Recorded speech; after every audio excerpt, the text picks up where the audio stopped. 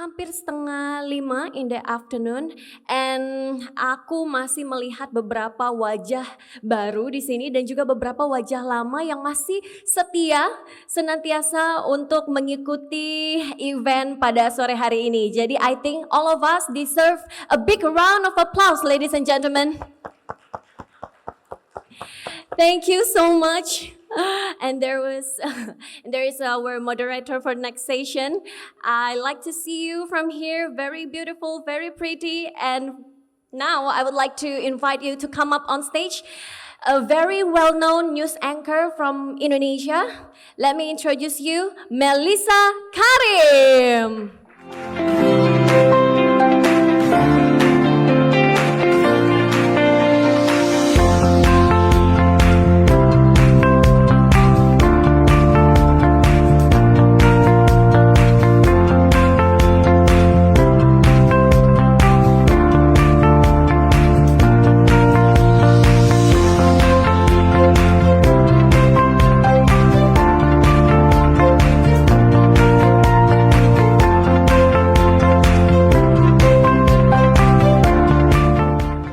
Assalamualaikum warahmatullahi wabarakatuh.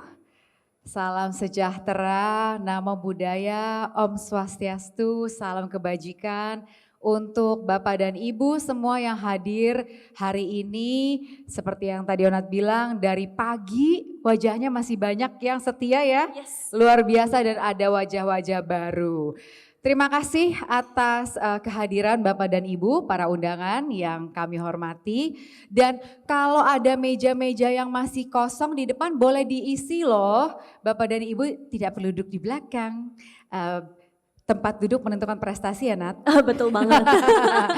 Jadi di sesi kali ini nanti Onat juga akan jadi panelis ya? Oh iya dong, pasti akan menemani kakak senior aku nih, Oke, Melissa baik. Karim. Jadi Bapak dan Ibu sekalian, sebelum dimulai sesi yang ketiga ini, tadi sudah kita saksikan bersama bahwa salah satu yang akan tampil sebagai pembicara, our keynote speaker, Bapak Sandiaga Uno, sedang dalam perjalanan ke sini. Jadi perkenankan kami untuk memulai terlebih dahulu dengan para pembicara yang lain ya. Tadi juga saya sambil duduk ya Bapak dan Ibu ya. Karena tadi juga saya sudah sempat berbincang dengan beberapa panelis sebelum acara dimulai.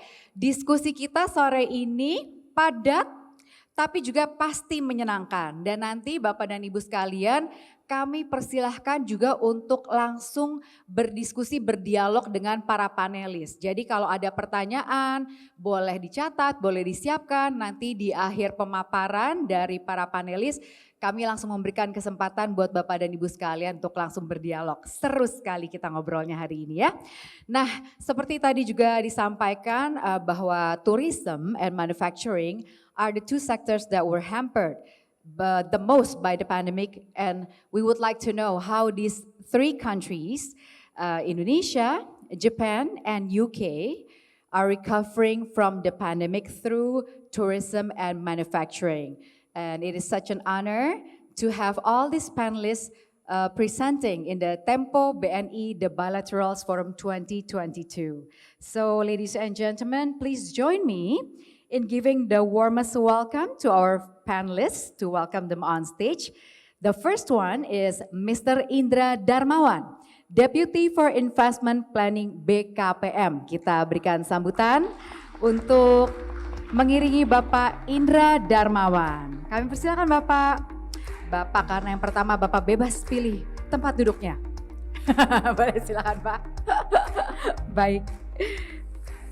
Berikutnya, next I would like to invite, sebentar ya, Bapak IGP Wirakusuma, Head of Sectoral and Regional Groups Department of Monetary Policy and Economics. Selamat sore Bapak, kami persilahkan. Pak Wirakusuma ini kalau boleh saya bacakan jabatannya dalam bahasa Indonesia panjang sekali ya Pak. Jadi beliau adalah Kepala Grup Sektoral dan Regional Departemen Kebijakan dan Ekonomi Moneter Bank Indonesia. Excellent Pak, saya dapat poin. Terima kasih atas kehadirannya Bapak. Oke, berikutnya I would like to invite on stage His Excellency Mr. Kanasugi Kenji, Japan Ambassador to Indonesia.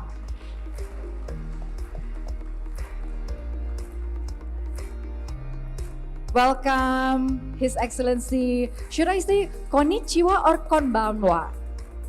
Konnichiwa at this time of the day. Konnichiwa, please be seated. Berikutnya, Bapak dan Ibu sekalian, boleh juga berikan sambutan. Please give the warmest welcome to His Excellency Mr. Rob Fen, Deputy Head of Mission to Indonesia and Timor-Leste. Good afternoon, sir. Welcome. Last but not least, can we give the warmest welcome to my beautiful MC, Banadi Kurnia Dewi. Banadi ini selain MC yang luar biasa adalah juga Miss Tourism of Bangka Belitung 2017. That's right. Okay. We should start our panel discussion by giving time, by allowing each of our panelists to deliver their remarks. And then I will have a couple of questions for each one of you. And then we will open the discussion with the floor. Okay, ladies and gentlemen. Baiklah, yang pertama saya tentu langsung mempersilahkan Pak Indra dari BKPM. Pak Indra boleh sedikit memberikan delivering remarks-nya tentang bagaimana sih menurut Pak Indra dari kacamata BKPM kita sebagai bangsa Indonesia ini bisa recover melalui tourism dan manufacturing ya Pak. Tadi kita sempat bicara sebentar di ruang tunggu tentang betapa exciting-nya investment ke depannya untuk Indonesia.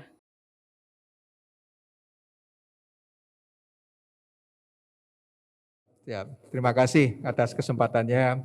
Ibu Bapak sekalian, Assalamualaikum warahmatullahi wabarakatuh. Senang sekali bisa berpartisipasi di acara yang sangat penting ini. Topiknya juga sangat timely, very strategic and very timely, di mana kita menyongsong sebuah pemulihan, acara recovery.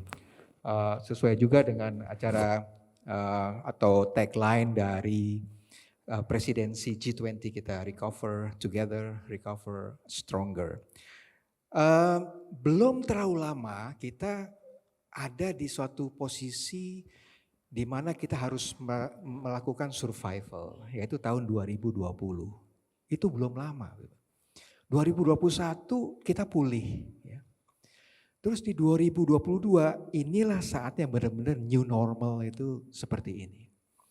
Di mana majalah The Economist itu pernah bilang bahwa 2020-an yang dimulai dengan 2020 adalah era of predictable unpredictability. Dari namanya aja udah membingungkan. Jadi predictable unpredictability. Sangat banyak ketidakpastian yang menghadang di depan.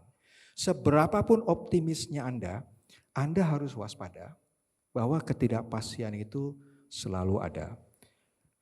Kita berada di dua perang sebelumnya. Perang dagang, belum lama kan? Amerika dan China. Sekarang sudah ada perang Rusia dan Ukraine. Di antaranya ada pandemi, lalu ada inflasi, lalu ada supply chain disruption. Di mana sudah mulai pulih tapi barang nggak ada. Barang ada nggak bisa dideliver. Bisa dideliver ngantri di pelabuhan. Nyampe di pelabuhan nggak ada yang ngangkut. Jadi inflasi sekarang sudah mulai creeping up. Dimulai di Amerika, sekarang siapa yang bisa membayangkan itu adalah 8,5%. Sempat turun kemarin 8,3%. Tapi hovering around the highest level in 40 years. Dari 40 tahun terakhir itu sudah sangat tinggi. Di kita, bulan lalu itu belum kerasa. 2,64. Sekarang sudah 3,47. Cepat sekali naik. Harusnya lebih, tapi produsen ini masih menahan, belum nyampe ke konsumen. Sooner or later ini akan kena kita. Jadi kita harus waspada. Lalu inflasi bagaimana? Inflasi di Eropa juga sudah creeping up to the level of 6 to 7. Itu juga akan menjadi ancaman di sana. Apa pengaruhnya terhadap investasi? Ternyata investasi tidak terlalu kena. Dalam arti realisasinya tetap tinggi dalam 2 tahun terakhir. Realisasi investasi dari Rusia itu ranking 40. Dari Ukraine itu ranking berapa ya? Sekitar 40-an juga, di bawah 50.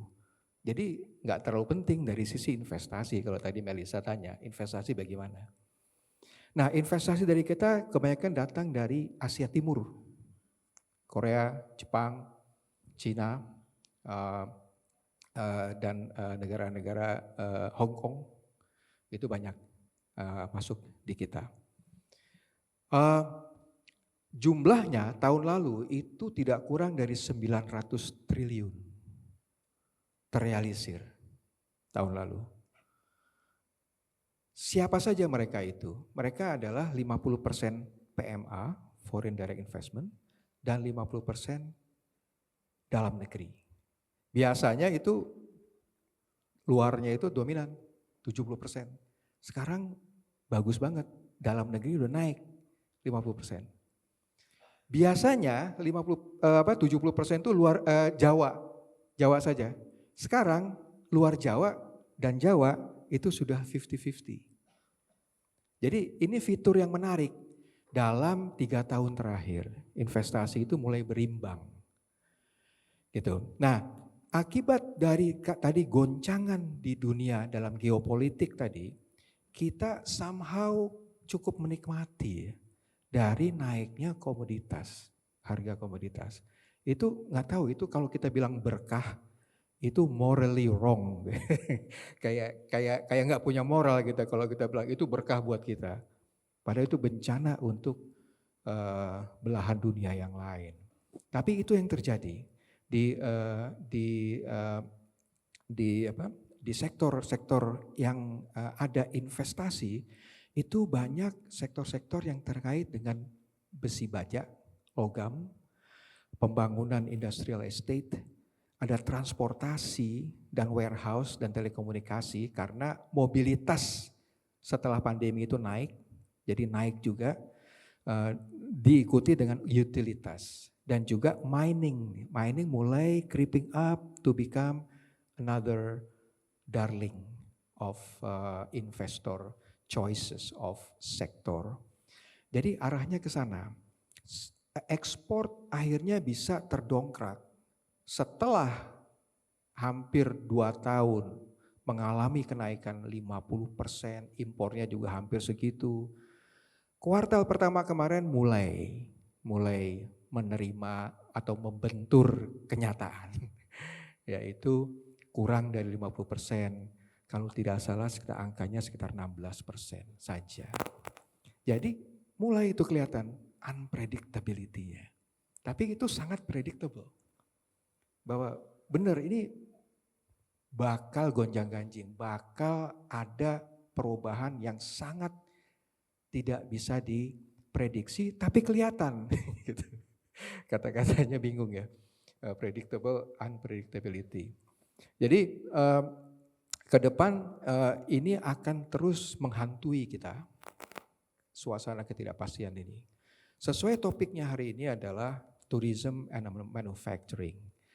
Pertama tourism, nanti Pak Sandi akan bicara banyak sekali tentang itu. Cuman yang bisa kami soroti yang terkena dengan investasi di bidang tourism itu adalah tourism ini sektor yang pertama kali kena oleh pandemi dan terakhir kali bangkit.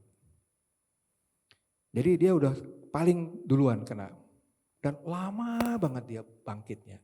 Sudah ada kenaikan dari Wisman, kecil sekali, yang kebanyakan lokal. Jadi dia bangkit tapi berbeda gitu. Dia tidak massal, dia tidak lihat mungkin kalau yang sudah sempat ke Kute atau itu masih sepi. Tapi tempat-tempat seperti Canggu dan Ubud itu yang specialized, yang tematik gitu, tempatnya Pak Wira itu ya di Bali itu tetap ya. Dan nampaknya arahnya ke sana, lebih ke yang ramah lingkungan, perhatiannya ke sana. Jadi bangkit tapi dia berubah wujud gitu. Berubah wujud.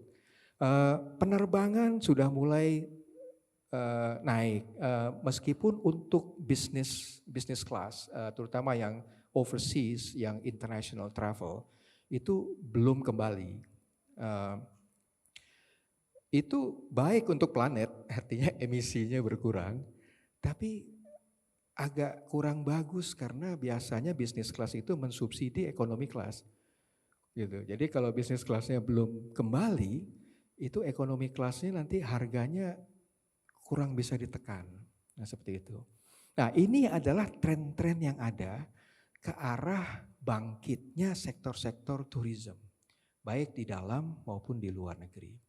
Untuk manufaktur, ini manufaktur memang masih struggle.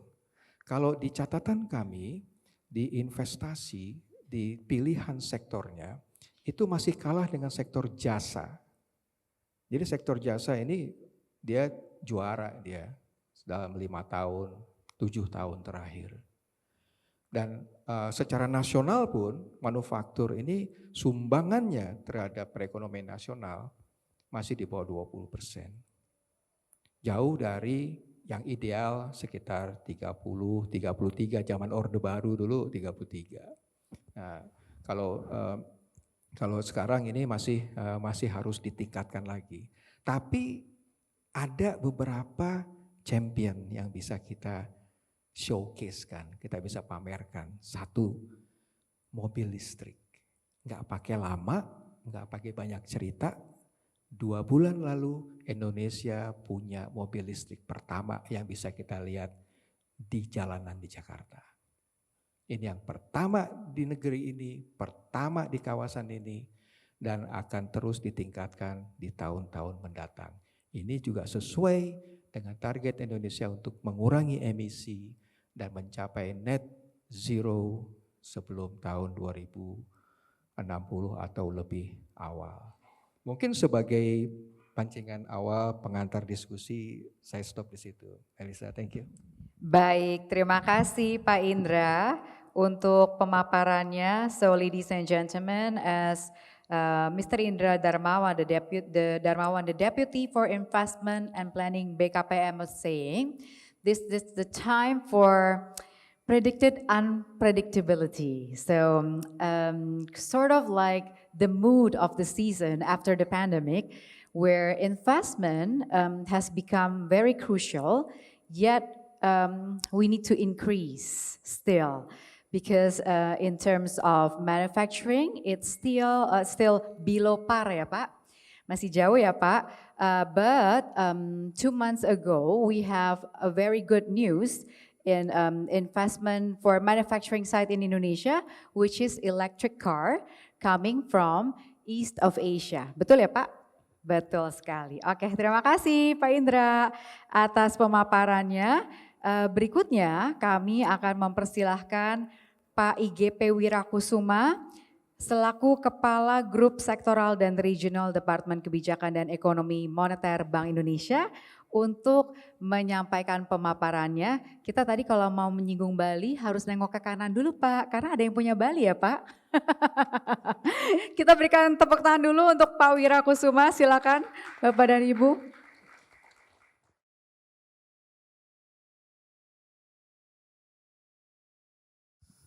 Terima kasih Bapak Ibu sekalian yang saya hormati. Izinkan saya memaparkan sebagai pembuka semacam big picture ya. Big picture our view on Indonesia macroeconomics. Mungkin bisa ditayangkan kalau boleh ada semacam skema yang ingin saya jelaskan kepada pemirsa untuk mengawali. Next slide please. Sorry. Oke. Jadi kami mencoba melihat bagaimana perekonomian dalam arti makroekonomi Indonesia, global dan maupun domestik ya. Seperti yang kita ketahui, kita di global kita menghadapi konflik geopolitik Rusia dan Ukraina ya. Dan apa yang menjadi konflik ini akan mempengaruhi global ekonomi melalui 3 jalur utama, yaitu jalur perdagangan, jalur komoditas, dan jalur keuangan. Jalur perdagangan itu akan mempengaruhi bagaimana world trade volume ya, bagaimana pertumbuhan ekonomi dunia. Kita sudah ketahui sekarang IMF even sudah menurunkan prediksi pertumbuhan ekonomi globalnya di tahun 2022 ini, world trade volume juga sudah turun. Nah, kemudian jalur yang kedua yang ini yang cukup signifikan pengaruhnya kepada perekonomian global yaitu jalur komoditas. Kita tahu harga-harga komoditas sudah meningkat tinggi dan seperti Pak Indra juga sampaikan tadi, inflasi global itu akan meningkat tinggi. Kemudian jalur yang ketiga adalah jalur pasar keuangan. Jadi itu akan mempengaruhi bagaimana uncertainty Pak Indra juga tadi menyampaikan tentang bagaimana unpredictability di pasar keuangan juga demikian. Jadi kita lihat bagaimana risiko pasar keuangan meningkat dan kebetulan juga di advance ekonomi sekarang melakukan normalisasi yang sudah mengakselerasi kebijakan moneternya menjadi lebih tight terutama dari Fed Fund Rate gitu ya. Hal-hal semacam itu jadi 3 jalur utama ini mempengaruhi ekonomi global dan juga akan mempengaruhi perekonomian domestik. Jadi kalau kita lihat akan ada semacam risiko stabilitas baik dari internal, inflasi, dan eksternal, nilai tukarnya. Nah ini melalui jalur keuangan umumnya ya, dan jalur komoditas. Kemudian risiko pertumbuhan, dengan adanya harga komoditas yang meningkat, maka mungkin akan menyebabkan ada downside risk, stimulus fiskal itu akan lebih sedikit ya, itu agak terbatas. Karena akan digunakan untuk subsidi. Dan kita juga lihat setelah pandemi ini ada semacam tantangan yang masih mengemuka yaitu adanya scarring effect. Nanti akan saya jelaskan seperti apa. Nah, bagaimana kondisi-kondisi ini, downside risk, upside risk dari sisi inflasi maupun tantangan jangka menengah ini perlu direspon dengan baik oleh otoritas-otoritas yang terkait. Dari sisi Bank Indonesia, bagaimana menjalankan bauran kebijakan Bank Indonesianya, fiskal, pemerintah, dan bagaimana juga kebijakan struktural, kementerian-kementerian memberikan kebijakan-kebijakan yang pas dalam kondisi seperti ini. Kira-kira demikian. Saya boleh lanjut saja, oke ya? Karena nanti saya akan cerita sedikit tentang sesuai dengan topiknya, tourism dan manufacture ya.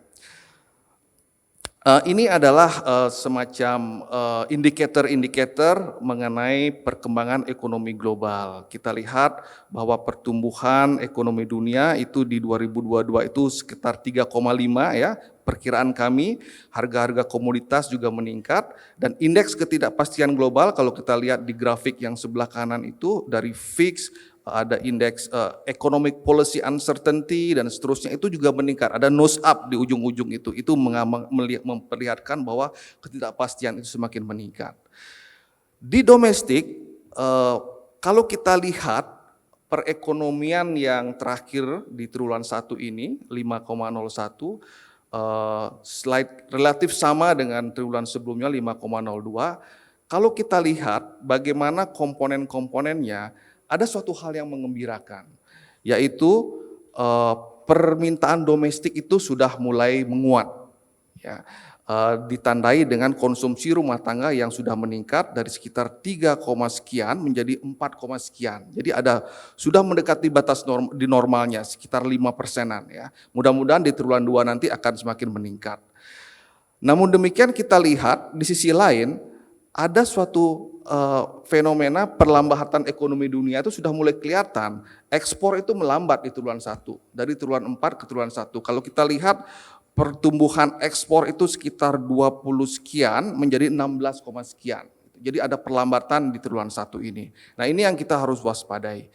Kalau kita lihat lagi PDB dari sisi lapangan usaha, jadi sektoralnya, itu tercermin di sana. Bagaimana misalnya LU atau lapangan usaha yang terlihat terkait permintaan domestik ya, konsumsi seperti perdagangan, kemudian transportasi, pergudangan, dan industri pengolahan juga meningkat Pak, manufacture juga meningkat. Di sisi lain misalnya pertambangan itu ada perlambatan. Nah kalau kita lihat spasialnya di daerah, kita lihat juga beberapa wilayah seperti Sumatera dan Kalimantan, penghasil komoditas itu ada perlambatan di triwulan 1 ini dari dibandingkan triwulan 4 agak slightly turun, kira-kira demikian. Tercermin di sana bagaimana pergeseran source of growth dari domestik itu. Tapi mudah-mudahan ini suatu hal yang menarik dari domestic demand-nya mudah-mudahan akan semakin meningkat di kedepannya. Kemudian kalau kita lihat ini dari sisi eksternal, neraca pembayaran ini kita lihat misalnya neraca perdagangan juga masih oke, aliran modal asing itu masih meningkat, tapi ini kita harus waspadai dengan kenaikan Fed Fund Rate nanti ya. Pergerakan rupiah kita lihat relatif masih baik dibandingkan peers countries-nya ya. Cadangan devisa juga oke, masih aman. Kalau kita, sementara kalau inflasi, tadi kita menyinggung inflasi, sampai saat ini inflasi itu masih terkendali dalam arti kalau kita lihat volatile food dan administered price, harga-harga yang dijaga oleh pemerintah itu, ditentukan oleh pemerintah memang meningkat ya. Itu memang karena HBKN, hari-hari besar keagamaan, seasonalnya.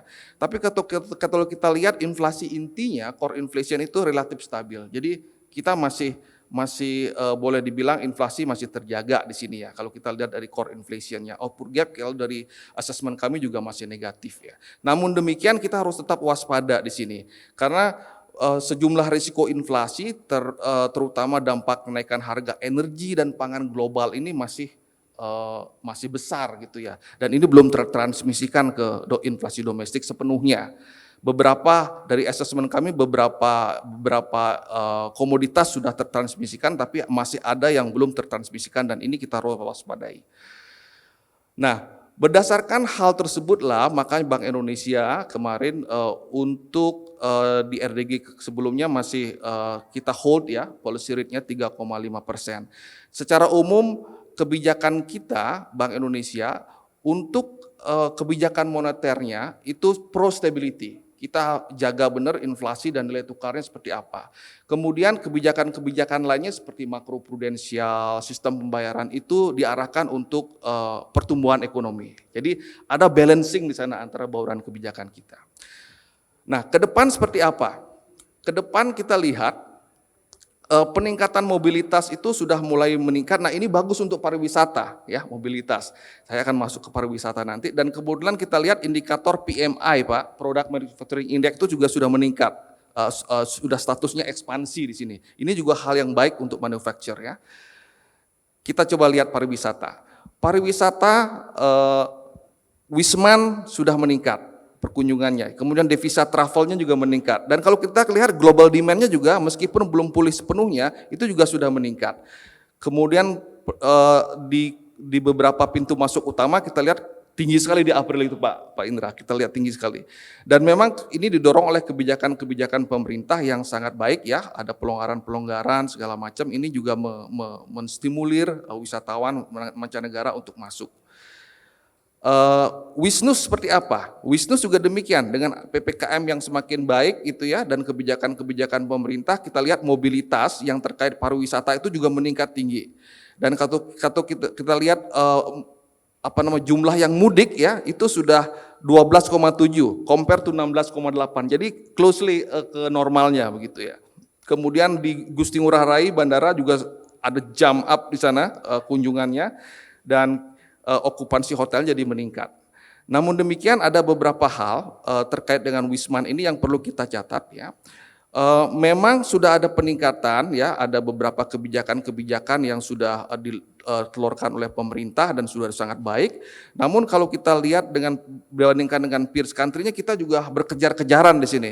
Vietnam, Kamboja, Singapura, Australia, Thailand dan Malaysia itu sebagai saingan kita dalam tourism itu mengeluarkan kebijakan-kebijakan yang lebih lebih longgar lah gitu ya. Nah ini yang perlu kita waspadai di sini. Akibatnya apa? Kalau kita lihat travel demand itu di Indonesia dibandingkan dengan beberapa negara tetangga, Thailand, Singapura, itu relatif stagnan kita so far ya. Nah ini yang perlu menjadi catatan. Kemudian bagaimana dengan wisnusnya? Kalau kita lihat, kita punya survei di grafik sebelah kiri bawah tersebut. Surveinya kita survei bagaimana keinginan untuk melancong keluar provinsinya. Itu semakin meningkat, Mbak Melisa. Meningkat itu. Dari yang teman-teman di Jawa gimana keluar provinsi juga meningkat. Tapi ini sama juga dibandingkan dengan negara-negara lain, bagaimana mereka menelurkan kebijakan-kebijakan yang untuk memboost wisatawan domestiknya itu, kita perlu mencontoh banyak hal yang perlu dicontoh dari negara lain gitu, seperti insentif-insentif dan seterusnya. Dan satu hal yaitu protokol kesehatan. Kita lihat penggunaan peduli lindungi itu di Februari yang 7 juta per hari turun menjadi 4 juta per hari. Ini hal yang kurang baik di sini.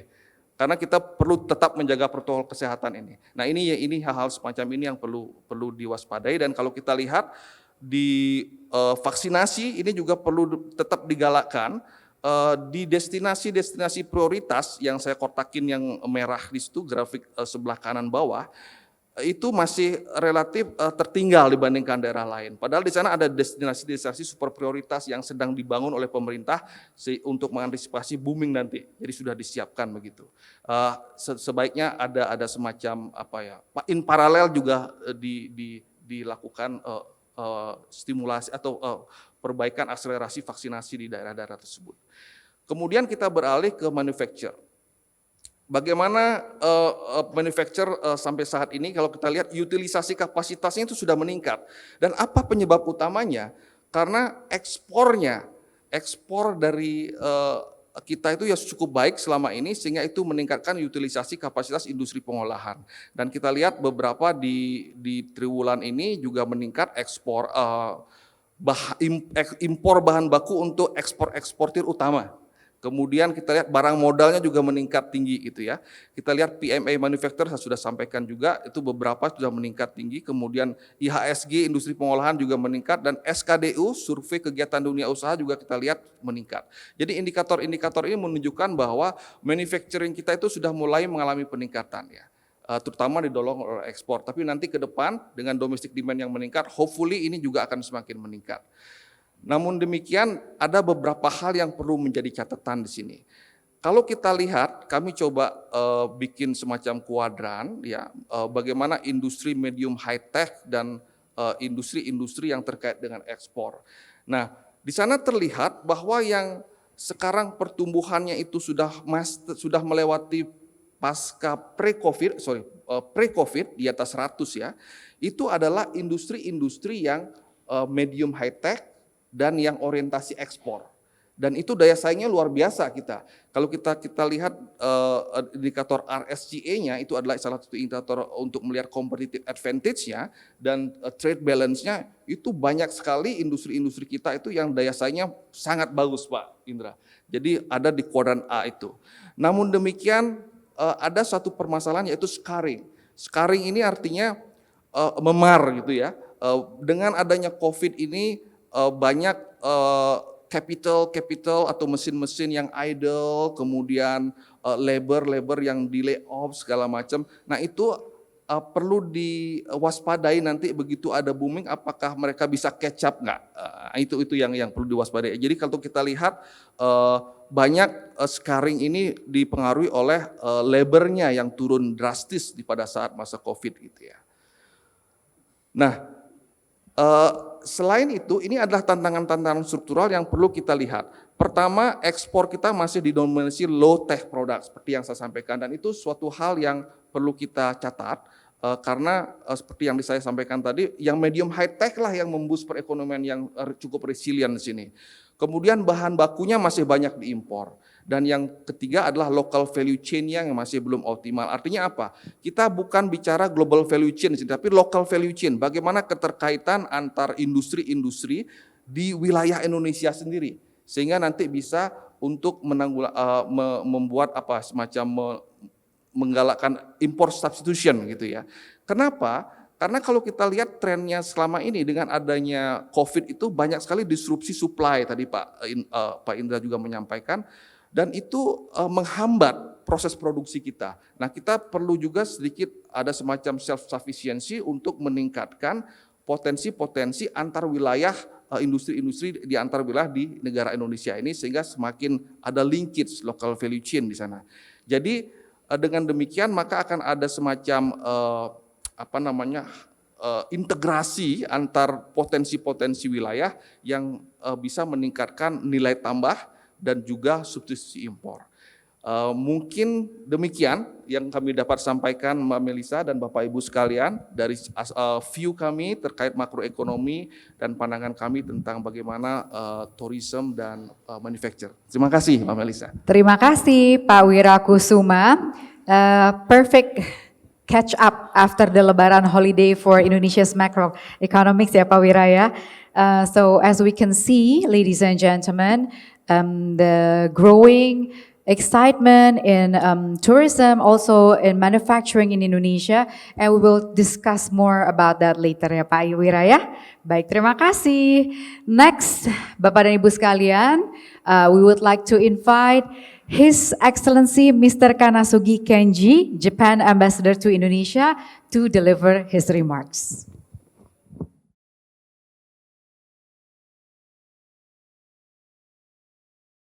Well, thank you very much for your invitation to this Tempo Global Dialogue for Sustainability Economics. I'd like to focus on manufacturing sector and the tourism sector, how we see the situation, bilateral situation from Japan's perspective. First of all, manufacturing sector, since we established diplomatic relationship in 1958, Japanese companies committed to Indonesia in terms of creating jobs, contributing to economic growth, as well as export of this country. Now, there are about 2,000 Japanese companies operating throughout Indonesia, creating 7.2 million jobs, contributing to 8.5% of the total GDP and 25% of export.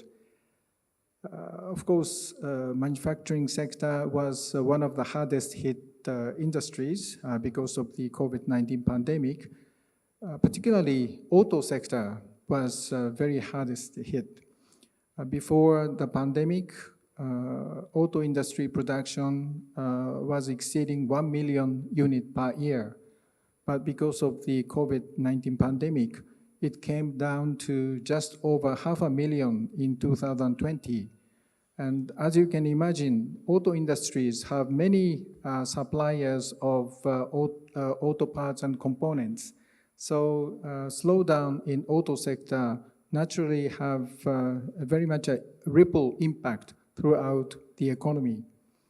So thanks to the government of Indonesia by introducing tax incentives for autos, auto sales recovered last year to 900,000 units per year. But still, it has not reached to 1 million milestone yet. Hopefully, this year we can exceed the 1 million unit per year production, but we don't really know because of the Ukrainian crisis. In addition to the COVID-19 pandemic, another round of supply chain disruption is happening. But that said, the Japanese companies, not only auto sectors, but throughout manufacturing sectors, are fully committed to Indonesia, to make Indonesia as a production hub as well as export hub in the region and beyond. For that matter, particularly for the sake of increasing export from this country, there is a joint project called Patimban Port Development in West Java Province. The auto terminal of Patimban Port, newly built by Japanese companies and managed by joint companies between Japan and Indonesia, start operating in December last year. and auto export started February this year. And there are increasing numbers of export destinations, not only in the region, but going to the Middle East, Latin America, and also to Japan as well. And Australia is really in our mind. Hopefully, if everything goes smoothly, by 2026, annual export from Padima Port could over 600,000 units per year. So that would be a great milestone for manufacturing sector, particularly auto industry here in Indonesia. Talking about tourism sector, again, tourism sector create large number of jobs. In the case of Japan, there are about 5 million people employed in one way or the other in the tourism sector. Before pandemic, in 2019, there are about 500,000 Japanese visited Indonesia, and 400,000 Indonesian people visited Japan. And it was on the increase. In conjunction with the Olympic in 2020, we expected the more number of foreign tourists visiting Japan, including Indonesian people. Tourism sector is important because it's not only bring about economic benefit to the country and the region where tourists visit, but also it will create interactions between two peoples and create a foundation for mutual understanding between our two countries. So there is added value for tourism sector in addition to the economic benefit brought about by the tourism. We really hope that we can open up our border for tourists from Indonesia and other countries. In the case of Indonesia, you started resume visa on arrival and also quarantine-free entry into some of the tourist destinations. For now, Japan is still closed, but according to a news report from Tokyo that we are about to open next year for limited number of tourists, but at least we are about to open our border for tourists. So hopefully you people could come to Japan and contribute to our economic development. That's all for now. Thank you very much. Thank you, His Excellency. Arigato gozaimasu. Well, probably that is the number one question in everyone's mind, knowing that you're present here with us today. When will Japan open? So the answer is next year. Okay. Next month. Oh, next month of June? According to the news. According to the news report, next month, June. In June 2022. But mind you, it's a very limited way, not fully open. Not fully open. But at least you can find a way out to go into Japan. Okay, but there's hope. Thank you, His Excellency. Continuing, we're now inviting His Excellency Mr. Rob Finn, Deputy Head of Mission to Indonesia and Timor-Leste, to deliver his remarks.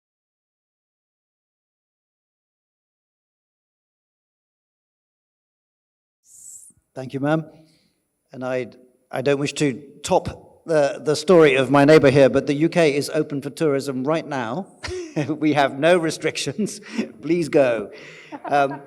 I do have things to say about tourism and indeed about manufacturing, but I thought I would contribute most by saying a few words about the G20 context that this event is set in, and maybe also about the pandemic itself, which we are recovering from together and stronger.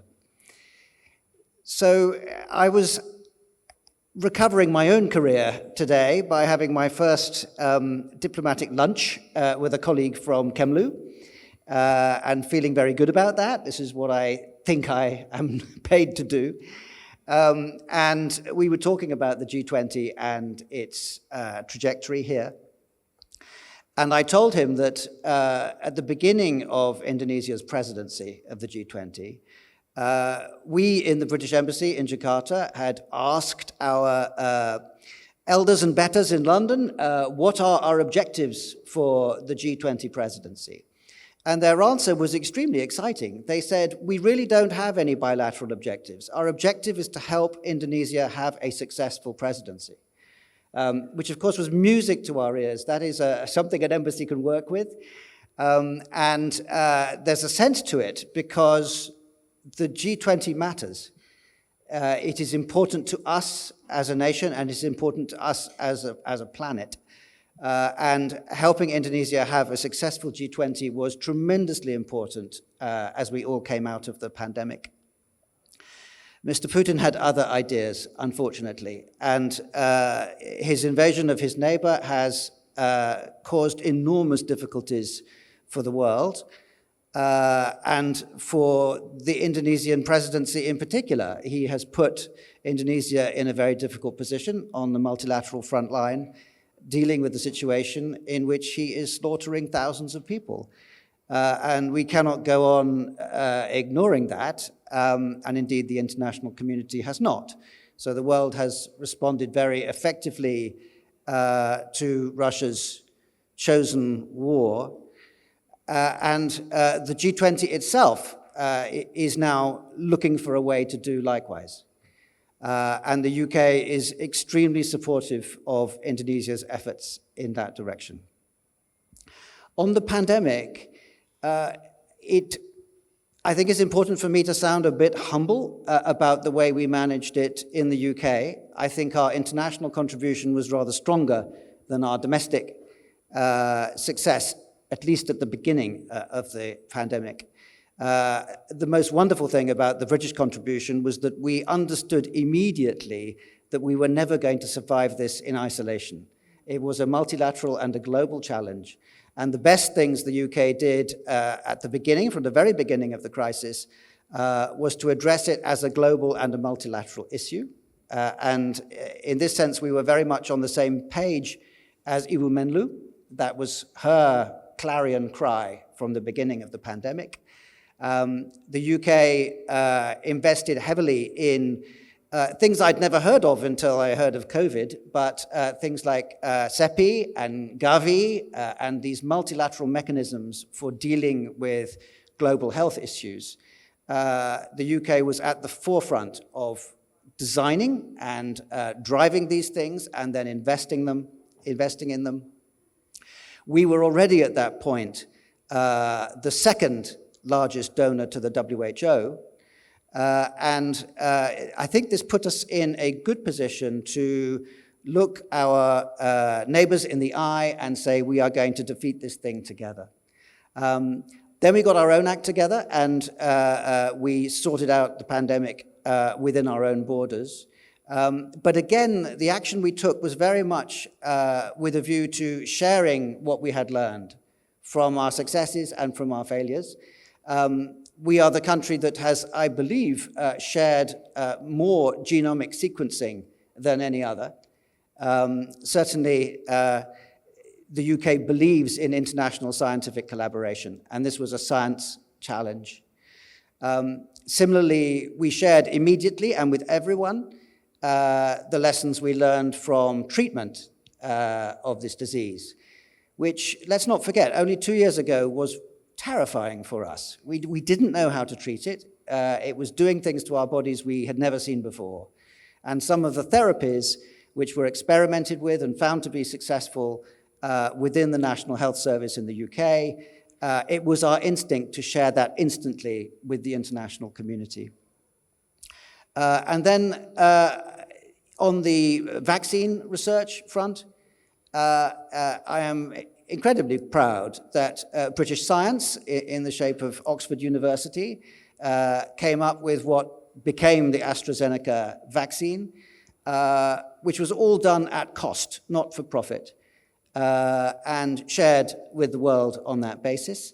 In some cases gifted. We have gifted 1 million doses to Indonesia, but we have also given the world this vaccine, and perhaps more importantly than this vaccine, the belief that we can handle the next pandemic better than we did this one, through better pandemic preparedness and through things like the target which we set within the G7 context, because we were then presidency of the G7, to shorten the period from starting research on a vaccine to delivering the final article. And some very ambitious targets have been set in that area. So I'll stop there because I think that's, rather than try to be better at economics than our absolute experts over here, I will stick to the diplomacy. Thank you. Okay, thank you, His Excellency. And let's not forget the participation of an Indonesian scientist in creating the AstraZeneca vaccines, Absolutely, right? A yeah. female scientist. That was She's fantastic. fantastic, celebrated in Indonesia.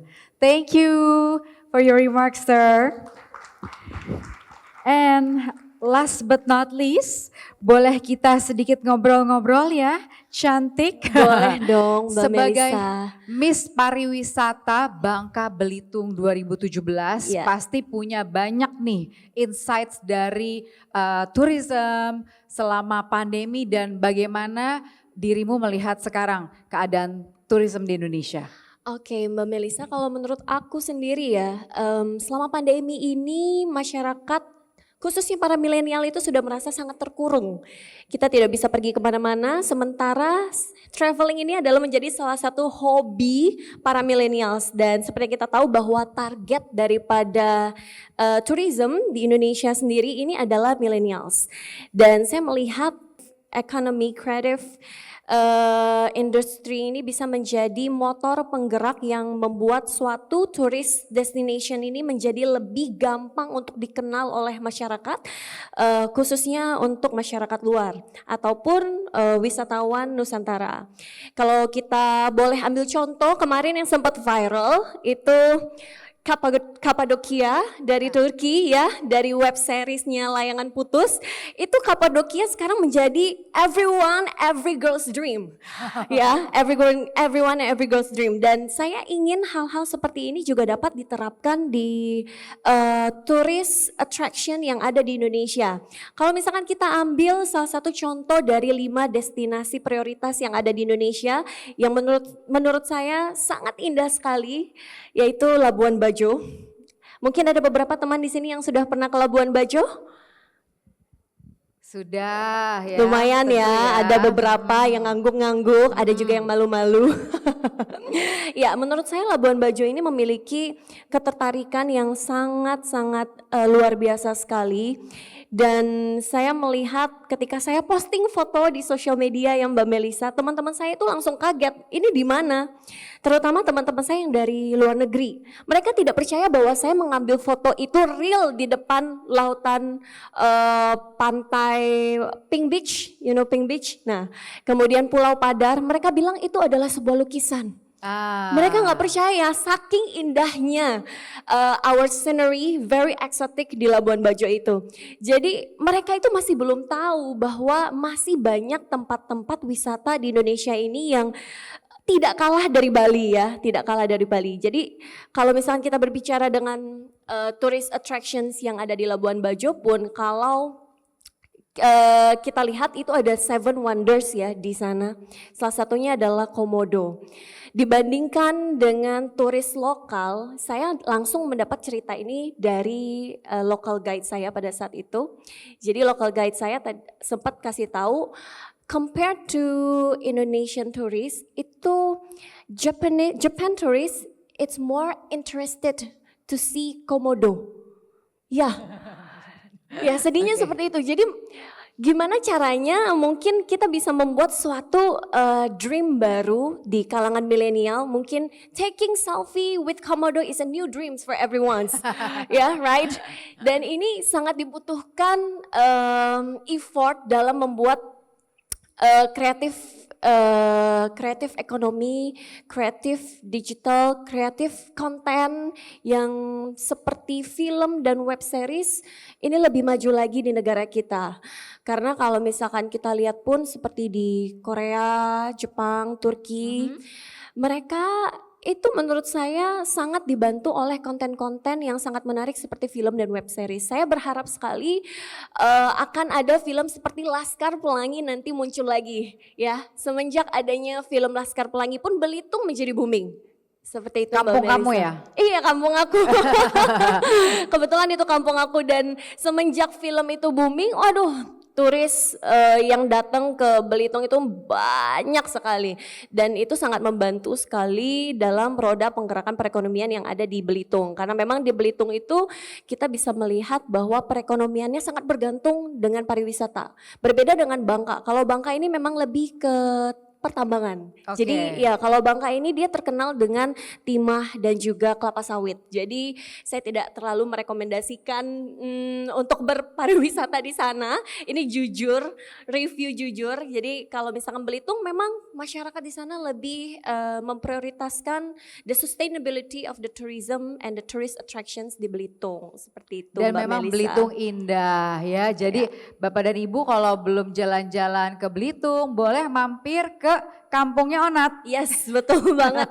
Yang suka kuliner, yang suka seafood ya, pantai. Enak ya, Nat, ya? Enak-enak banget. Enak banget. Terima kasih Onat. Thank you. Boleh kita berikan tepuk tangan terlebih dahulu untuk kelima panelis kami sore hari ini Bapak dan Ibu sekalian.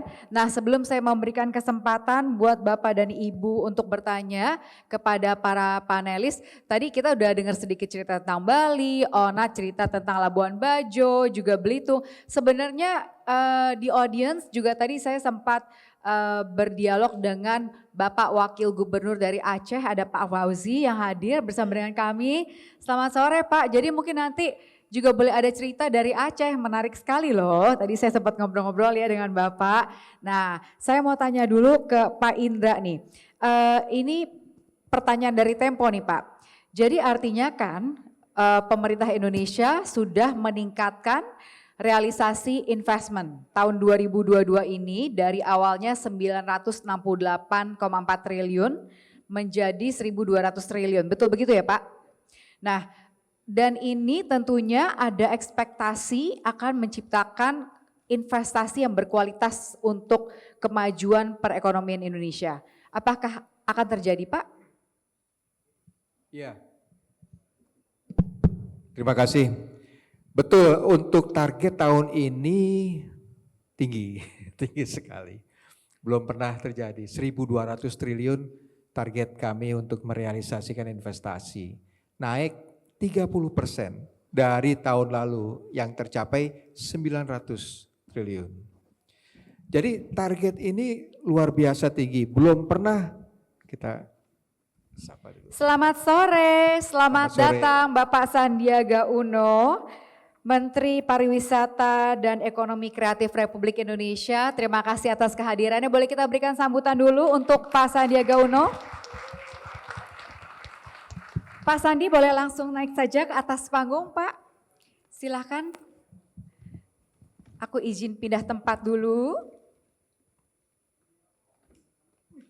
Pesimis nanti dibilang ke Pak Bahlil. Indra bilang pesimis nanti. Sangat tidak mencerminkan bahlilologi. Pak Bahlil itu urat pesimisnya udah putus. Jadi Bapak harus optimis. Terima kasih Pak. Paling tidak ada 4 alasan kenapa itu sangat mungkin tercapai. 1, investasi itu realisasinya bertahap.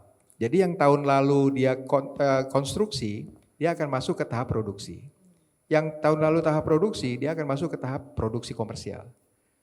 Yang masuk dalam tahap komersial, dia akan ekspansi.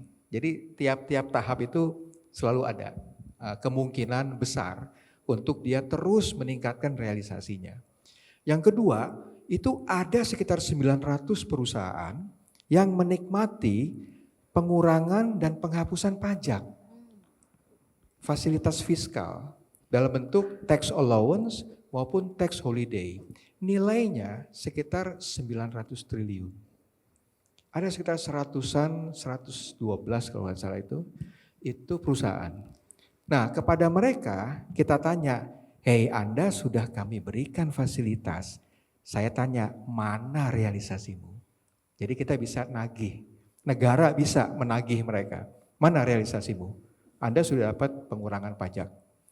Yang ketiga adalah ada beberapa investasi yang baru yang sudah dikejar kemarin.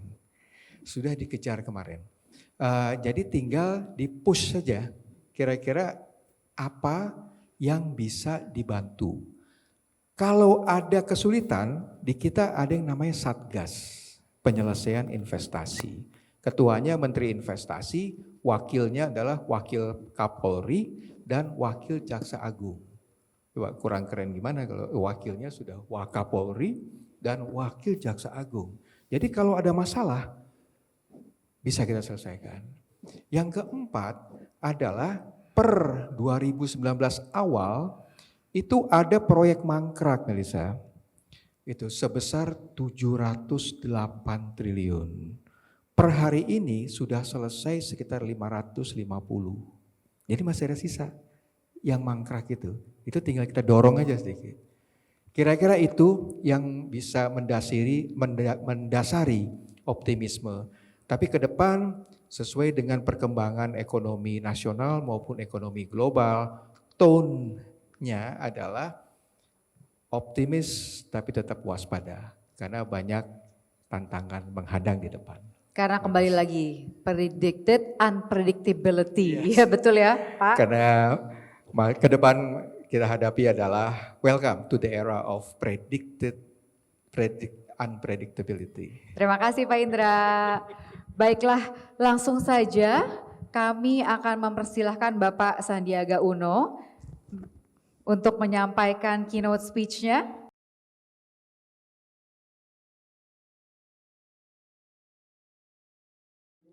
Baik, 2 years that we have not seen this annual homecoming, and we breached 100 million of the travelers, injecting close to 80 trillion rupiah worth of economy from the city centers to the regional economies. Second, hotel occupancy rate increased by almost 15 points. I was speaking with the GM here on the way up. I video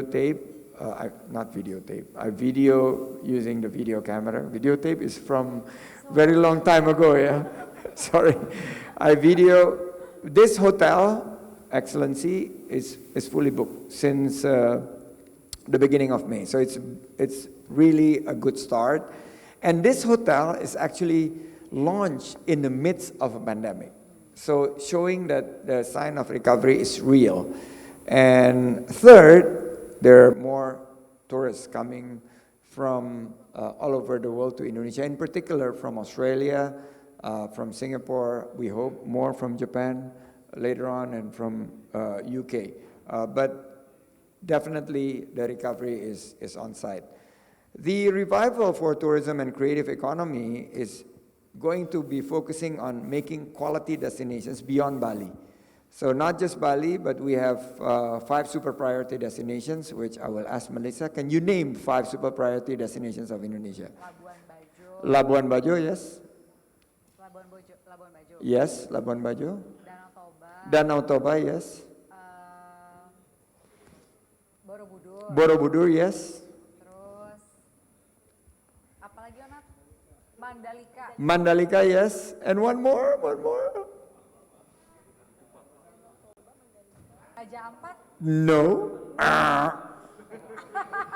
Likupang from Manado and North Sulawesi. And then if you expand to 10 priority destinations, that would be Raja Ampat, Bangka Belitung, where you're from, and also Morotai, Bromo Tenggar Semeru, and Wakatobi. So quality destinations, industry revitalization. So we are injecting policies to reshape the industry with cleanliness, health, safety, and environmental sustainability. Policy synergy. Tourism and creative economy involve so many ministries and agencies, also local government, including Pak Bahlil's. So we synergize, we synchronize, and then we use momentum of events. The G20 is definitely momentum of events, and also we're transforming to green economy, digital transformations, as well as the reshaping of global health architecture. For instance, when I'm in Bali, I no longer use any combustion vehicle, but I use Toyota electric vehicle from Japan. So that's how you lead by actions, lead by example. If I'm going to the quality destinations, I no longer use the plastic-based straw, but I use the eco straw from Bangka Belitung, which is made from purun. So that's how we use momentum of events to showcase our commitment to quality and sustainability, and we're accelerating. The creative economy looks much better, but the tourism sector also posting a very significant revival. But out of these numbers, the most important thing is the 1.1 million new jobs that will be created. Good quality jobs post 2022, 400,000 in the creative economy sectors, and 400,000 in the tourism and 700,000 in the creative economy sectors. And the future trends in travel and tourism, no longer mass tourism. People are going to focus on quality. Sports tourism, like Melissa and I, we went to Tokyo just to run the Tokyo Marathon. That's the type of tourism that we want to be aiming.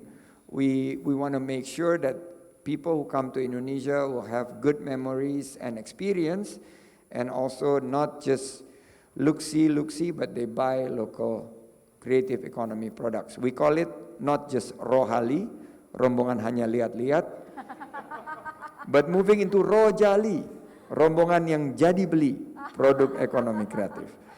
So not just taking selfies, but buying local creative economy products. And alternative tourism, back to nature, culture, village, and rural tourism is really big. It grows 30% last year. The platform that we are going to focus on tourism and creative economy is innovations using digital, big data, adaptations, applying health protocol, integrations to the Peduli Lindungi. I want to ask you, who signed in the Peduli Lindungi into this hotel? Please raise your hand. I did. See, we have good conversion. So that's the new adaptations for the, and collaborations. We want to work with media, we want to work with stakeholders. Our program highlights in 2022 goes to improving the human capital, destinations, and also making sure the creative economy would also benefit from technology revival. We have super priority destinations that Melissa was able to identify 4 out of 5, which is good compared to some other government officials. Seriously. And I think the 2 have also gotten special economic zone, which is Mandalika and Likupang, which allow us to attract investments without the rigorous licensing and permitting, because the special economic zones will be able to be more flexible. We're also doing digital transformations based on inclusivity, efficiency, innovations to overcome challenges such as control, inequality, and concentrations. Towards the digital economy, we have various programs that we want to make sure we cooperate with you. I want to end these presentations by showing a video because I'm the Chief Marketing Officers of Indonesia's tourist destinations. So please play the video.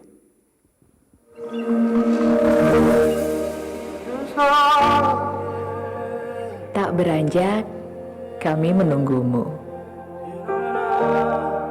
Merindukan tatapan kagummu.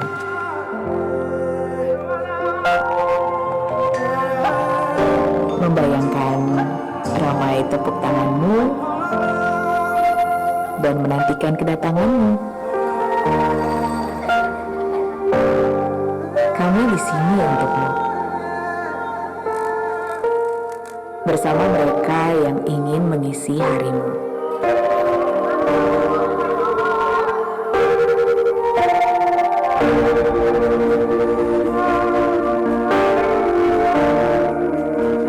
Dan yang ingin dekat denganmu.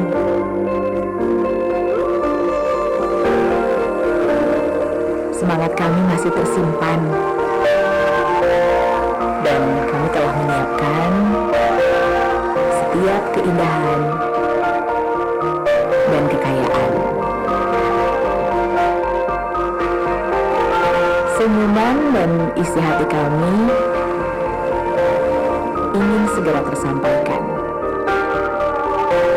Keajaiban kami, cerita-cerita kami,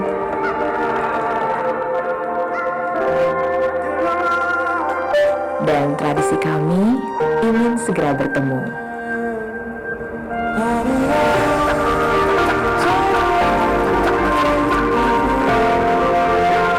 Kami tahu kamu pun ingin cepat kembali. Karenanya, kami selalu menjaga tempat ini. Sampai nanti kamu kembali dengan rasa tenang, kami tunggu di sini, di Indonesia aja. Boleh Thank kita you. berikan tepuk tangan. Thank you, Melissa, and I hope you all visit wonderful Indonesia. Yes, we will definitely visit all 5 super destinations that you're promoting, sir. Thank you, Pak Menteri, untuk sharing yang luar biasa. Jadi kita optimis untuk pariwisata Indonesia di semester 2 tahun 2022 ini ya. Luar biasa sekali. Nah, baiklah Bapak dan Ibu sekalian, setelah kita mendengarkan keynote speaker kita, saya akan langsung mempersilahkan Bapak dan Ibu yang berada di audience apabila ada pertanyaan kepada para panelis, kami persilahkan untuk memberikan pertanyaannya, boleh tunjuk tangan, nanti panitia akan menghampiri Anda. Oke, halo, selamat malam ya sekarang ya sudah sore ke malam, silakan. Mas Fajar, boleh berdiri Mas Fajar, silakan. Kalau jongkok susah ya. Iya, jongkok susah betul. Mas Fajar ini silakan perkenalkan diri dulu. Oh, nggak mau dikenalin ya? Saya lupa abis Anda suka pindah-pindah perusahaan. Jangan buka dapur. Oke. Oke, jangan bercanda lokal ya kita. Silakan Mas Fajar. Selamat sore, selamat malam semuanya. Saya mau nanya sedikit nih Pak Sandi. Agak tergelitik dengan masalah pariwisata. Kalau kita bicara pariwisata memang saya rasa mungkin lebih dari 5 tempat yang tadi disebutkan. More than that. Indonesia is a very big country dan saya yakin dan saya udah jalan kebetulan hampir dari ujung ke ujung, hampir ya. Bagaimana sebenarnya dari Kementerian Pariwisata sendiri bekerja sama dengan mungkin PU atau Kementerian Investasi untuk tentang turisme? Karena buat saya lihat tempatnya bagus, tapi infrastrukturnya itu tidak ada. Jadi kita ke sana juga susah. Dan kemudian tadi kalau ngomongin Labuan Bajo nih, saya agak kurang setuju. Kenapa anak Indonesia tidak ke sana? Mahal. It's very expensive to go there, right? Naik kapalnya 5 juta per orang. Ada kok yang versi lebih ekonomis. I know. I've done my homework too. Tapi memang perlu diakuin bahwa majority harganya mahal dan infrastruktur susah. Apa yang sudah dilakukan pemerintah, terutama antar instansi, antar kementerian saat ini untuk menangani masalah tersebut? Itu sih yang saya pengen tahu sih, planningnya ke depannya. Terima kasih Mas Fajar. Pak Sandi mau langsung dijawab? Ya, terima kasih Mas Fajar. Memang betul, awalnya kita punya 10 destinasi pariwisata prioritas. Dan di awal pemerintahan ini 2019-2024, saya kan bergabungnya 2020, dikerucutkan menjadi 5 karena Presiden Jokowi ingin kita lebih fokus. Anggaran terbatas, jangan banyak maunya deh, fokus aja di membangun secara totalitas di 5 destinasi super prioritas. Jadi misalnya kalau Pak Fajar ke Danau Toba sekarang ada 13 pelabuhan baru, jalan semua sudah dibangun, ada 2 bandara baru yang segera beroperasi, dan kemarin terima kasih teman-teman di Kementerian Investasi dan BKPM, kami meluncing Toba Caldera Investment Forum. Kita sampaikan Presiden sudah memberikan mandat, silakan bekerja sama dengan seluruh pihak dengan insentif-insentif yang bisa kita berikan, terutama mengenai lahannya sudah dikuasai oleh pemerintah, perizinan bisa dikeluarkan oleh Badan Otorita, kebetulan di bawah Kemenparekraf. Jadi kita ingin memastikan bahwa destinasi super prioritas ini punya infrastruktur kelas dunia yang totally berkualitas. Namun betul, bukan hanya 5 ini, karena ternyata Indonesia ini sangat indah. Dan saya memiliki satu keyakinan program kami Anugerah Desa Wisata yang sekarang sudah menyentuh lebih dari 4.200 desa wisata ini punya daya tarik rural tourism atau village tourism seperti desa Penglipuran, desa terindah dan terbersih di dunia, desa Ngelanggeran di Yogyakarta ini sangat berbasis komunitas masyarakat.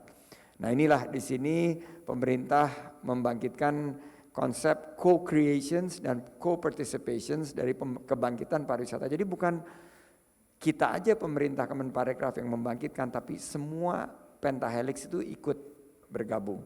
Labuan Bajo, kenapa mahal? Karena jumlah kamarnya terbatas, penerbangannya masih terbatas. Nah ini yang sekarang kebetulan G20 Tourism Working Group kita kick off-nya di Labuan Bajo ingin pastikan bahwa yes, maybe Labuan Bajo is a super premium destination, tapi juga harus terjangkau. Gimana caranya terjangkau? Ada opsi tinggal di desa wisata kalau yang mabuk laut, atau opsi yang tinggal di pinisi. Tapi pinisinya mesti bersertifikat cleanliness, health, safety, dan environmental sustainability, dan terjangkau, memberikan dampak terhadap ekonomi lokal dengan membeli produk-produk ekonomi lokal seperti kuliner, kria, dan fashionnya. Jadi PR kita masih banyak Pak Fajar.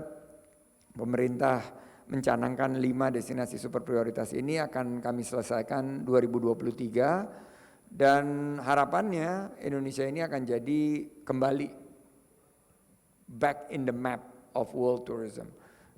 Kemarin fokusnya banyak-banyakan jumlah wisatawan, kuantitas kita kalah sama negara ini, kita kalah sama negara ini. Sekarang kita balik, we're looking for quality. From sun, sea, and sand, Malaysia biasanya nyari sun, sea, and sand, we changing it to serenity, sustainability, and spirituality. Jadi kita ubah, mudah-mudahan ini, I hope this switch in strategy will yield to good recovery, good job creations, and obviously making the trajectory back for Indonesia to achieve 2045, whereby we will be the 5th largest economies of the world. Nice. Jadi kalau boleh disimpulkan, dicicil ya Pak Menteri pekerjaannya ya satu demi satu di 5 super destination priority ini, infrastrukturnya kita benahi, kita bangun satu demi satu. Baik, begitu ya Pak Fajar ya. Baik, mungkin Pak Fajar boleh memulai bisnis usaha di Labuan Bajo yang lebih affordable itu. Jadi bagi loadnya dengan pemerintah, begitu ya Pak Menteri? Yuk kita bikin. Kita punya destinasi super prioritas itu di Labuan Bajo, pemerintah ada 350 hektar yang sekarang kita tawarkan kepada swasta juga. Jadi bukan hanya pemerintah yang membangun, tapi kita juga menawarkan untuk infrastrukturnya ADB ikut mendanai, atau AIIB atau JBIC from Japan.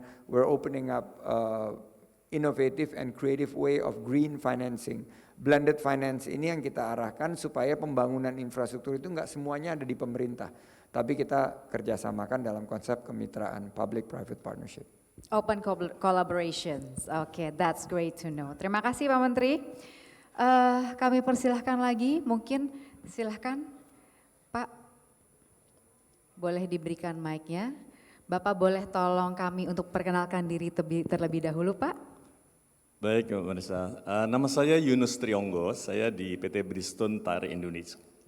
Jadi pabrikan ini Pak Menteri, saya sebagai HRGA Director di sana, tetapi saya juga aktif di Gerakan Nasional Indonesia Kompeten.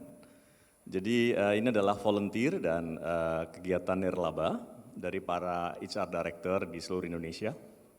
Kita punya area Director dari Aceh sampai Merauke.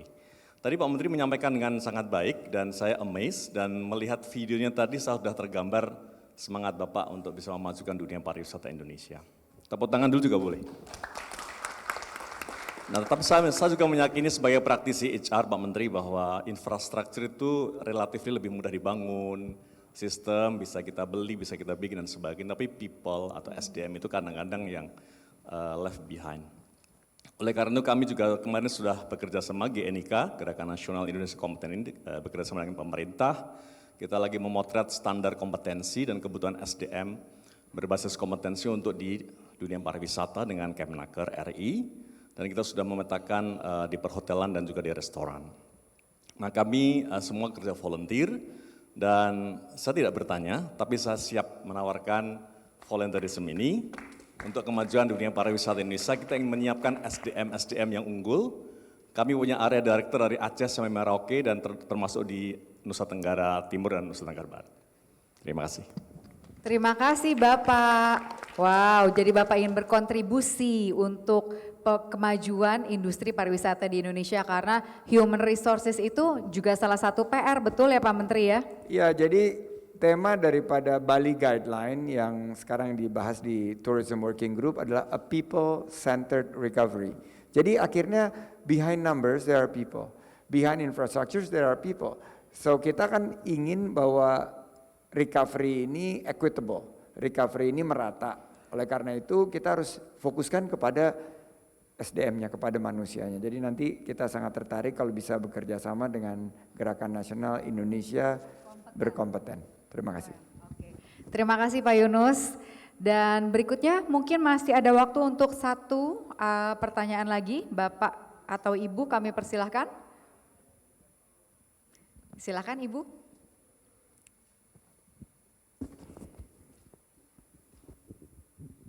Oke. Halo, boleh tolong kami untuk perkenalkan diri dulu Ibu? Nama saya Lea Kartika Indra dari Signify Indonesia. Mungkin Melissa juga tahu sebenarnya, mungkin karena pakai masker. Ya, terima kasih. Saya rasa paparan ini bagus sekali ya mengenai bagaimana nanti pariwisata juga di pasca pandemi COVID ini. Dan kami dari Signify Indonesia dengan brand Philips mendukung konsep ini dari sisi apa kira-kira kami bisa turut berkontribusi dalam hal semakin memajukan sisi turisme ini dan termasuk untuk menggalakkan UMKM. Hari ini saya mendengarkan banyak sekali ya penuturan dari para pembicara yang kegiatan UMKM itu mungkin bisa diprolong hingga malam kalau seandainya kita menggunakan lampu, termasuk salah satunya lampu yang mungkin hemat energi dan juga hemat kepada satwa-satwa malam, kemungkinan seperti itu ya. Jadi saya menunggu jadwalnya sudah sebenarnya, jadi akan segera kita wujudkan, saya rasa secepatnya dalam hal ini ya, sehingga kita akan semakin dapat mendukung pulihnya sektor pariwisata di Indonesia. Terima kasih banyak. Terima kasih Ibu Lea dari Signify Indonesia. Terus terang terus Philips, luar biasa. Pak Ya, Menteri mau sepakat berikan banget dan it's very nice use to slip in the lampu Philips kan? UMKM, tapi kita nggak sadar tiba-tiba ada Philips gitu malam-malam, itu luar biasa skillnya. That's a type of good marketing skills yang we have to learn from Ibu. Kita sangat tertarik untuk kerjasama karena environmental sustainability itu ada di credo kita, CHSE, Cleanliness, Health, Safety, dan Environmental Sustainability. And if we could have a collaborations whereby all tourist destinations and creative economy centers would be able to reduce their energy consumption and use new and renewable energies, it will be all music to our ears. And I think we look forward to have this conversations continue. And also with Pak Yunus, ada tim saya di belakang sana, Pak Hanif dan Pak Selawi, yang nanti akan menjajaki tindak lanjut dari pembicaraan kita ini. Nice. Jadi dari forum ini kita bisa melahirkan kolaborasi kerjasama yang real ya. Pak Menteri mau buka puasa dulu ya? Silakan Pak Menteri. Kita berikan kesempatan untuk berbuka puasa dulu kepada Pak Menteri ya. Bapak dan Ibu yang mau berbuka puasa juga kami persilahkan. Nah, jadi senang sekali Bapak dan Ibu bahwa dari diskusi hari ini kita bisa mendapatkan update yang terbaru dari perkembangan investment dalam hal tourism juga manufacturing di Indonesia, juga dari Jepang and also in UK. Dan kemudian kita bisa bertukar pikiran untuk kedepannya menciptakan kerjasama untuk kemajuan bersama. Baiklah, dan Bapak dan Ibu, sepertinya waktu sudah habis, kita sudah sampai di penghujung acara kita dan di penghujung dari diskusi ini. Nah, untuk itu akan langsung saya kembalikan kepada Mbak MC kita yang cantik. Alright, thank you so much Mbak Melissa Karim. Please give big round of applause for our beautiful moderator which lead this discussion in a very fun way but still very comprehensive. Thank you so much Mbak Melissa, and I would like to say thank you so much too for all the honorable speakers, especially Pak Menteri. Terima kasih banyak atas kehadirannya dan we got a lot of useful insight ya pada sore hari ini. Baiklah, mungkin kita akan mengambil foto bersama sebelum menutup kegiatan pada sore hari ini. Saya mohon izin kepada Bapak, Ibu, Mbak Melissa juga dan mungkin kepada para teman fotografer boleh untuk bersiap-siap karena kita akan mengabadikan momen spesial pada sore hari ini, di mana hari ini kita sudah mendapatkan banyak sekali insight baru ya Mbak Melissa ya. Tadi saya senang sekali karena sudah berkumpul ambassador from Japan and also United Kingdom, and also many things that we can conclude from today's session, which very useful for the world's economic in the future through recovery of the tourism. That's great. Gentlemen, we are now inviting you to take a photo opportunity together with all the panelists. Boleh buka masker atau terserah Pak Menteri? Satu pakai Indonesian way is one with mask. Yes. The other one without mask. Okay, without mask first ya. Everybody big smile.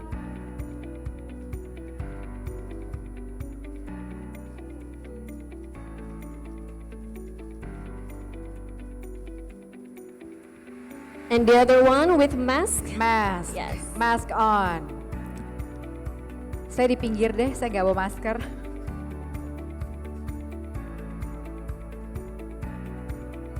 Spesial untuk Mbak Moderator nggak apa-apa.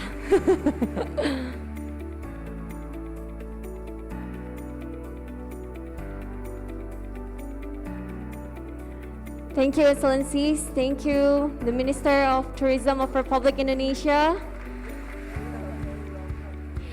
Terima Sepertinya kasih. memang waktu sangat terbatas sekali ya, dan setelah diskusi ini berakhir pun sepertinya masih ingin untuk ngobrol-ngobrol, chit-chat.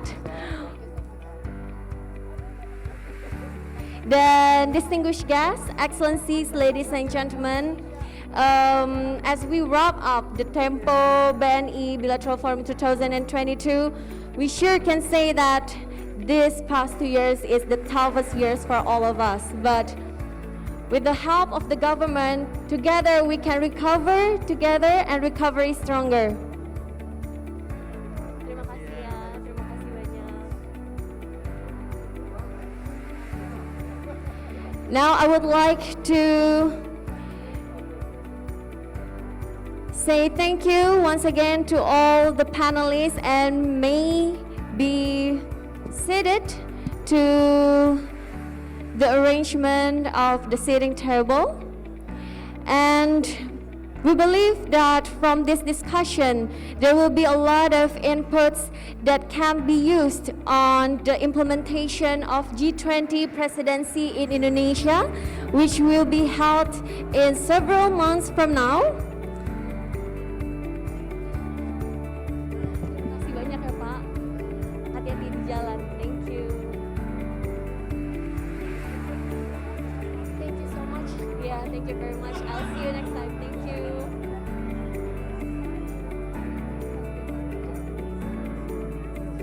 Thank you so much, sir. Yeah, I'll see you next time. Makasih.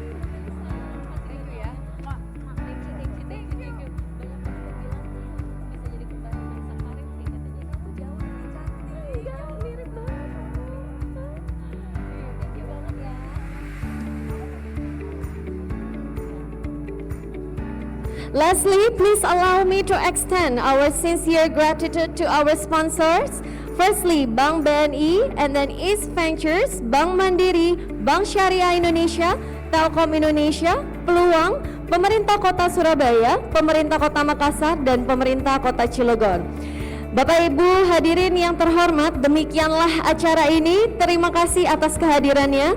Dan untuk Bapak Ibu yang ingin menikmati coffee break terlebih dahulu, kami persilahkan di area foyer. Sekali lagi terima kasih atas partisipasi dari pagi hingga sore hari ini. Saya Banadi Kurniadewi, we'll see you again on our next event. Have a great evening. Thank you so much.